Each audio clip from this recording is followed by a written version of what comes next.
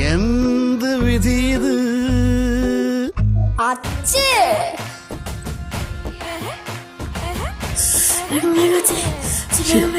നിന്നോട് ആ എരിവെല്ലാം കൂടെ കഴിക്കാൻ പറഞ്ഞേ. ഞാൻ അറിയില്ല അത്ര എരിവുണ്ടെന്ന്.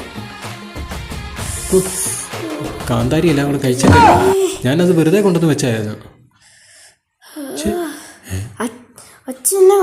അടപ്പന്നെ ചേരാത്ത. അയ്യോ അടപ്പം മാറിപ്പോയി. ഇപ്പൊ തരാം.